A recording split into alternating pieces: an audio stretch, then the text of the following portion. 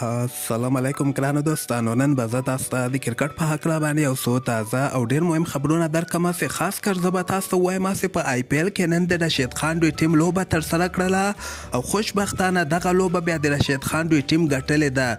په دغه لوبه کې رشید خان څنګه بولینګ ترسره کړه او ګوربز ته ولې چانس نه ورکړی په دغه ویډیو کې به زه تاسو ته وایم او دې نه علاوه به زه تاسو ته وایم چې سبا ته په آی پی ایل کې د فضل حق فاروقي دوی ټیم لوبه هم ترسره کیدونکې ده او بل به زه تاسو ته د مجيب زدران په هکله باندې یو خبر درکړم. نو ویډیو تر اخره پورې وګورئ، په هر څه به تاسو پوه سئ. نو راځم اول زه تاسو ته وایم چې نن په آی پی ایل کې د رشید خان دوی ټیم لوبه ترسره کړې وله چې په دغه لوبه کې هغه پونې ټیم سره د دوی لوبه وله. اول بیټینګ پونې ترسره کړه، 150 ټارګټ یې د رشید خان دوی ټیم ته ورکړی و.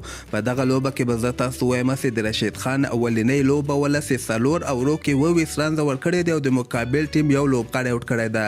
یعنې ډېر ښه بولینګ یې ترسره کړی. ګوره دغه نورو بالرانو نه ښه بولینګ ترسره کړی، کم رنزونه یې ورکړي دي.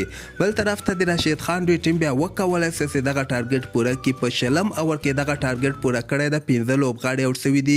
په 15 وکټو باندې دغه د ګجرات ټیم یعنې د رشید خان دوی ټیم دغه اولنۍ لوبه په آی پی ایل کې ګټلې ده. خو بل طرف ته که موږ وګورو، رحمان الله ګوربز ته بیا په دغه لوبه کې چانس نه ورکړی. زه به تاسو ته ووایم چې هغه میټي ویټ چې کوم ده د اسټرالیا وکټ کیپر بیټسمین ده، هغه د ګوربز په ځای باندې نن لوبه کې لوبېدلی و. هغه اوپنر بیټسمین ده، ځکه په نن لوبه کې 9 بالو باندې 10 رنزه کړي دي. که چېرته دغه ون ښه نه و ځلېدلی بیا ګوربز ته چانس جوړېدو، خو په دغه یعنې دغه پیچ باندې رنزونه کول دومره اسان هم نه ول. خو ده په 9 بالو باندې 10 رنزه کړي دي، نو ده ته به راتلونکو لوبو کې هم چانس ورکړي. که چېرته میټي ویټ ښه ونه ځلېږي بیا ګوربز ته چانس برابرېږي. بل به زه تاسو ته وایم چې سبا ته په آی پی ایل کې د فضل حق فاروقي د ټیم لوبه هم ترسره کیدونکې ده. سبا ته چې کومه لوبه ترسره کیږي هغه د سنرایزرز حیدرآباد ټیم یعنې د فضل حق فاروقي دوی ټیم راجستان رویلز سره به لوبېږي. 6:30 بجې ماښام ټایم کې دغه لوبه شروع کیدونکې ده. خو ماته داسې نه ښکاري چې فضل حق فاروقي ته به دوی چانس ورکړي، ځکه دوی سره خپله د هندوستان ډېر ښه لوبغاړي دي، یعنې ډېر ښه بولران دي ورسره، لکه نیت راجان د ورسره ډېر کامیابه بولر د بومنیشور کمار د ورسره، عمران ملک د ورسره.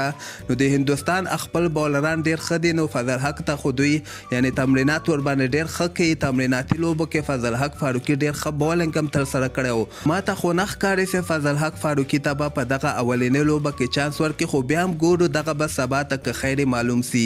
د نه علاوه به زه تاسو ته وایم چې د دهلي کیپټل یو ډیر ښه الراونډر لوبغاړی میشل مارش د اسټرالیا الراونډر د ډیر ښه لوبغاړی د نړیوال جام کپ کې هم د اسټرالیا لپاره ډیر ښه بیټینګ په فائنل کې ترسره کړی و. هغه انفیټ شوی ده او نسي کولی په دغه کال آی پی ایل کې لوبه ترسره کړي. دغه پاکستان او د اسټرالیا چې کوم سیریز ده دغه کې مشر مارش یعنې اسټرالیا ټیم سکواډ کې و، خو دی انفیټ شوی ده. دغه سیریز نه هم آوټ شوی ده او همدغسې آی پی ایل مکمل آی پی ایل نه آوټ شوی ده. نو دوی به د مشر مارش په ځای باندې یو بل خارجي لوبغاړی اخلي.